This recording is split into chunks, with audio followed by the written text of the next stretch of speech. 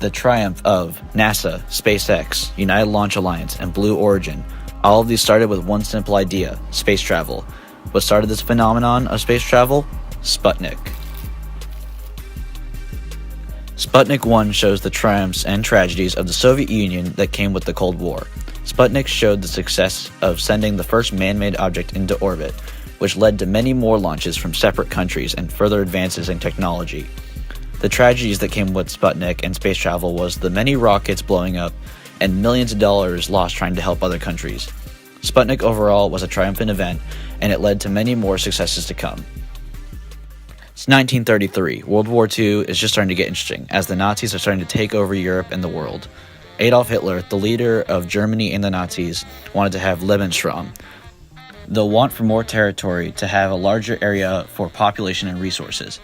Hitler, in this want for more land, invaded Poland, but he knew that this would set off one of the largest forces in the world, the Soviet Union. The Soviet Union, which is controlled by Joseph Stalin, an equally strong leader, did not necessarily agree with Hitler's wants or actions, but understood his ideals. On August 23, 1939, Stalin and Hitler signed a pact with each other called the Non-Aggression Pact, which led the Soviet Union and Hitler not to fight each other for peace. However, Hitler violated this pact in 1941 when the Nazis attacked Russia.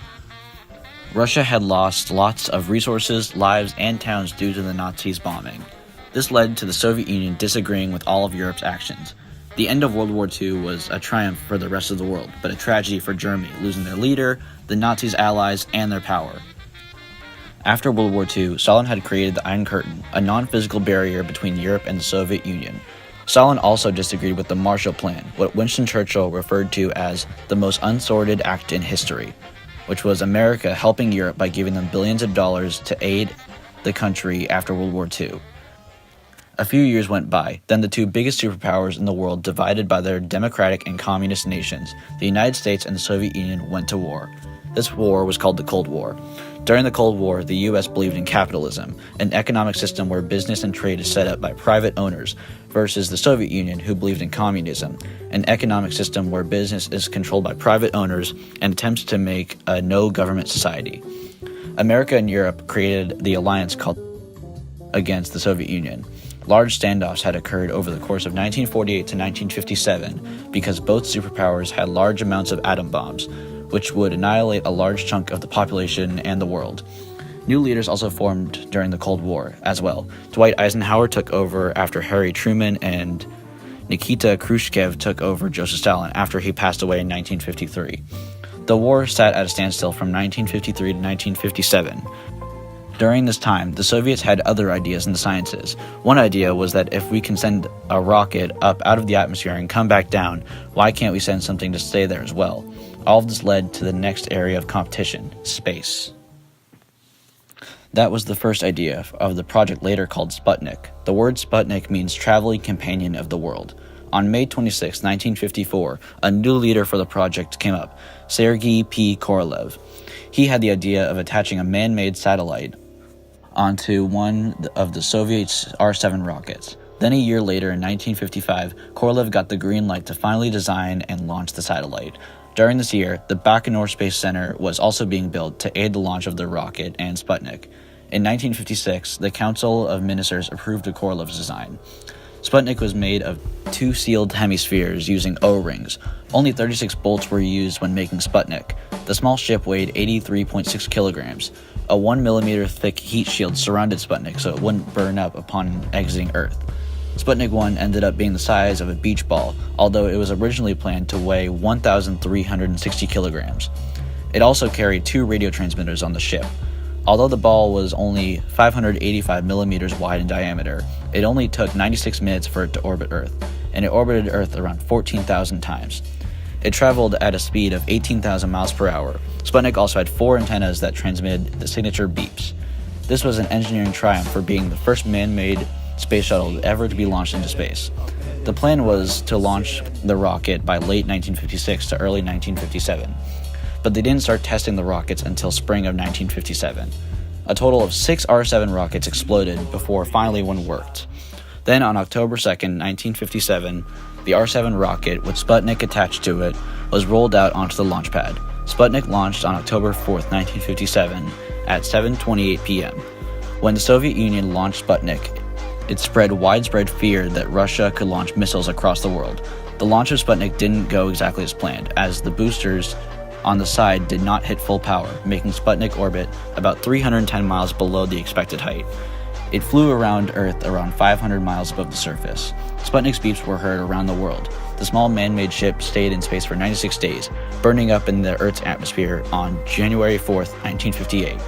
This was a huge triumph for the Soviet Union in the Cold War, because this showed that they had further advances in technology than American technology.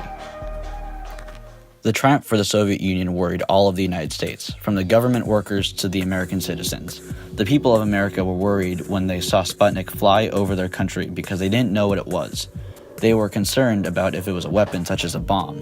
When the people figured out that Sputnik was a satellite and not a weapon, they blamed this tragedy on their current president, Dwight D. Eisenhower, for falling behind in the space program. Right away, the U.S. Defense Department funded a satellite project so that they would be able to compete with the Soviet Union.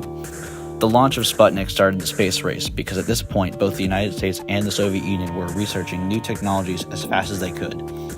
On December 6, 1957, the United States' first attempt to launch a satellite into space failed, as Vanguard TV-3 barely left the ground and within seconds came falling back to Earth. This was a tragedy for the United States, while the Soviet Union had more triumphs, as they kept launching more satellites into space. At this point, the Soviets had launched their second Sputnik and was continuing in their Sputnik program. On January 31st, 1958, the United States launched Explorer 1, which started the Explorer program. They did this to establish themselves as a serious threat to the Soviet Union. A few months later, on July 29, 1958, the United States created the National Aeronautics and Space Administration, or NASA, that would carry out all of the space programs for their country. By the late 1950s, the Soviets had launched a third Sputnik. They saw themselves as stronger, both in the space race and the Cold War. The Soviet leader had bragged about having better technological advances and their growing amount of ICBMs, or missiles. Hearing this, the United States started building their own ICBMs. By the end of the 1960s, the Soviets had launched 5 Sputnik missions. A little while later, in 1961, President John F. Kennedy felt that the United States was so advanced that he challenged his own country to put a man on the moon. Now, the new challenge for the space race to see who could be the first just to do that. On July 16, 1969, the United States launched Apollo 11, carrying Neil Armstrong, Edwin Buzz Aldrin Jr., and Michael Collins. This rocket was heading for the moon, and it successfully landed there on July 24, 1969, which was a triumph for the United States.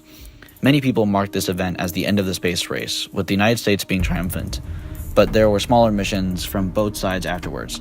Years later, both sides of the space race combined their knowledge and started work together. They created the International Space Station, or the ISS, which is a satellite where both forces can work together in space. While occurring during the Cold War, the space race started with the launch of Sputnik 1. There were many triumphs and tragedies for both the United States and the Soviet Union, before and after the launch of the satellite. During the standstill of the Cold War, the Soviets launched Sputnik, which started the space race. The space race ended with a triumph of the United States, when they were able to land on the moon. Sputnik 1 allowed both sides to create a lot of technology in a short amount of time, and that technology continued to grow into space research as we know today.